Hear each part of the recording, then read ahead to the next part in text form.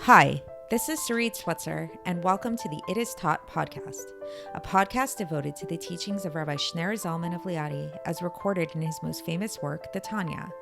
My hope for this show is to make these teachings accessible and relatable to the average person, regardless of prior Jewish education or affiliation. The episodes follow the prescribed daily study portions and are meant to serve as practical lessons in how to live your life as your true self and develop an authentic and powerful relationship with your Creator. I have personally experienced the effects the study of this work has had on me, and I'm excited to share what I can of this knowledge with you. So please join me on this journey of learning, self-growth, and connection with your source.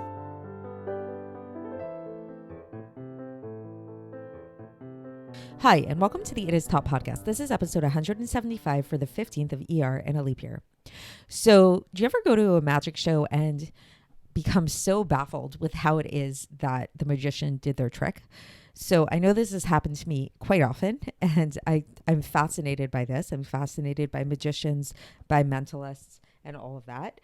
And some of them are really, really good. And it's like, it feels impossible to be able to really understand how it is that they're going about doing what they're doing. I have a friend actually who can't stand watching magic shows for this exact reason, because it's just too annoying to her to not know how they did their trick.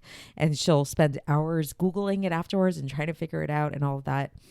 There are some magicians who claim falsely that they're actually doing magic. The most famous example of this, to my knowledge, is in the case of Uri Geller, who he would actually tell people that he was actually bending spoons with his mind and that he had actual spiritual capacities to be able to do this.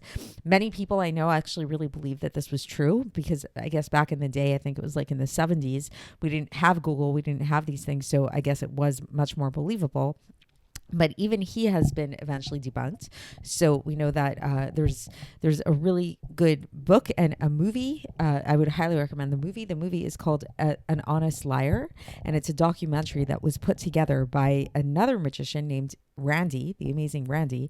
And he actually got very annoyed by Uri Geller, by the fact that Uri Geller was going around claiming that he was this doing magical things when he knew very clearly that he wasn't. And he felt that this was an insult to the magician profession. And the amazing Randy actually in the movie proceeds to show that he can actually do all of the same things that Uri Geller can do. And he explains that he's doing a trick, and he doesn't break down how he's doing the trick. He doesn't give away his secrets, but he does tell people clearly that he is just doing a trick. It's just a trick of the eye, the mind.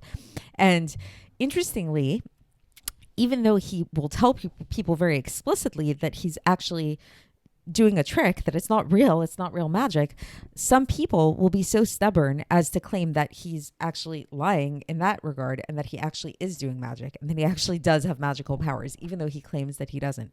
So why am I bringing this all up, and what is this? How does this relate to Tanya and what we're going to be talking about?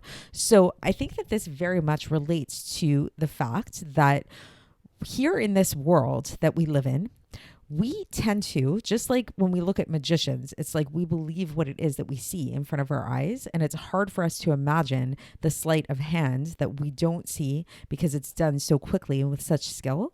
So too, here in this world, we see what's in front of us, but we don't see what's going on behind the scenes. And some of us are more stubborn than others, and we refuse to acknowledge the fact that there's something going on behind the scenes, that there's a magician, so to speak, behind it all, that's pulling the strings, that's making everything move. And this magician, quote unquote, obviously is God. And so if we go back to what we've been talking about, so yesterday we talked about this idea, and just for context again, we are still in the middle of chapter 48. We have a couple more days of this chapter. And so yesterday we talked about this idea that for a human being, when we think about something that we did, or something we're going to do, or something we're doing right now, or what we see in front of us, we visualize pictures in our mind's eye of these things. And we can say that these things are encompassed by our vision, or that we are encompassing these things. But in truth, it's like we're not actually encompassing these things. We're encompassing images of these things, but these actual objects are not actually affected by us.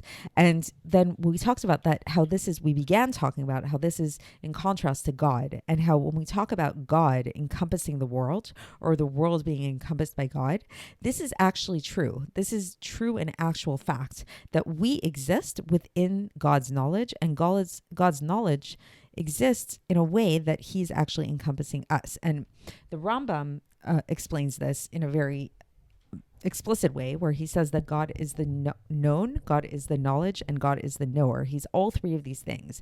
So whereas for us, we can think about different objects, we can think about different things, and these images might exist in our minds, the things themselves are separate than us, which is not the case with God.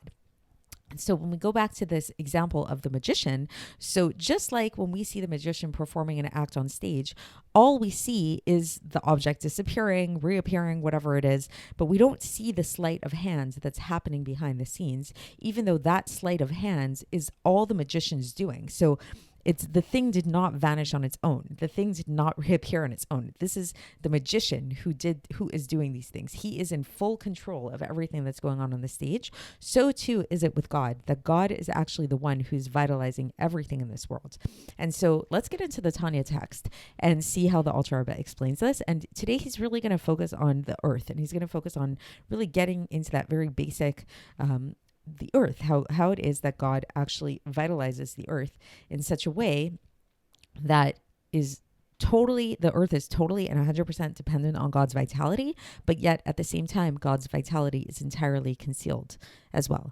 So the Alter Rebbe begins here, and he says that we say about God. So this is a continuation from yesterday. So again, this is continuing the idea that when we talked about how for a person, when we think about things that we're thinking, like images that we think about in our mind, we say that our mind encompasses the image, or the image is encompassed by us.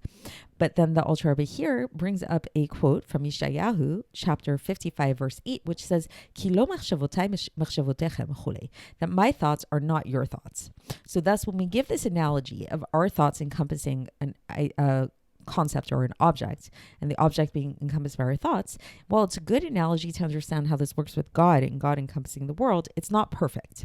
Because when we talk about God's thought, when we say God's knowledge, that he knows everything, and he encompasses and surrounds every single creation from its head to its toe, and to its inner core, to the very essence of what it is, like truly in a reality. So for example, like here the Alter Rebbe gives an example of the earth, of the actual, like the orb of the earth, the globe, the earth. So that this earth in which we live, so God's knowledge of this earth, it encompasses the entirety of the diameter of the earth, and everything that it's inside of the earth, the inner core of the earth, everything in true actual reality. And this knowledge, actually, it's not just like that God knows about the earth, but it's actually the vitality of the earth. And it's actually what brings the earth into being, something from nothing all the time. However, this earth could not actually come into being, something from nothing like that, with way of limitations and finitude. So it's a finite earth, right? And it only has a little bit of vitality in it, so we don't actually see God in this. And when we look at the earth itself, it's actually it exists, like what makes up the earth. It's made up of the vegetative and the inanimate aspects of creation. So these are the lowest forms of creation. So the only way that God could actually vitalize the earth in this way, and that the earth could come into being, is if it had many different contractions. If God's vitality went through many, many, many different contractions that contracted this light and this vitality to be able to be invested within this earth, in order to bring it about, and in order to vitalize it, and have it have these limitations, and to be able to have this level, to exist on this level of vegetative and inanimate. So that's the end of the section for today. So just to bring it back to the intro.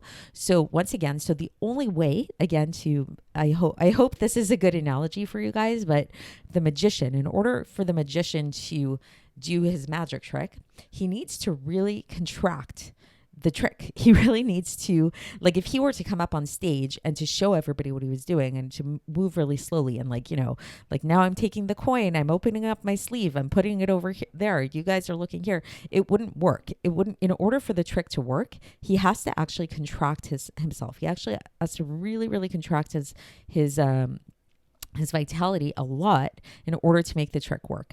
And so too with God, but all the more so, it's like even way beyond our comprehension, that since God, when we say that God encompasses the world, it's way beyond just like us encompassing a concept, encompassing an image in our mind. God actually encompasses the world. The world is actually encompassed by him. The entire world's vitality and its whole existence is 100% dependent on God. And we'll get into this a lot more further in Tanya.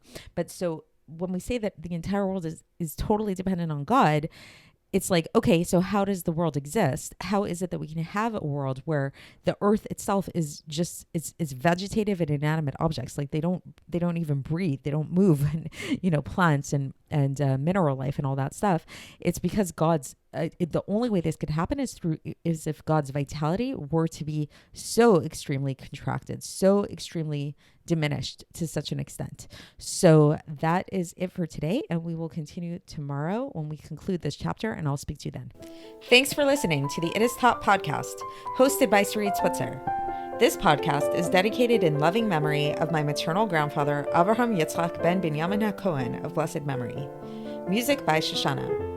If you enjoyed this episode and would like to support the show, please share it with others and subscribe on YouTube, Apple iTunes, Spotify, or wherever you listen to podcasts. And make sure to leave us a 5-star review. To find out more about the It Is Taught project, including more information on my soon-to-be published book, please visit our website, itistaught.com. To catch the latest from me, follow me on Facebook, Instagram, and Twitter. Looking forward to speaking with you tomorrow, and until then, have a great day.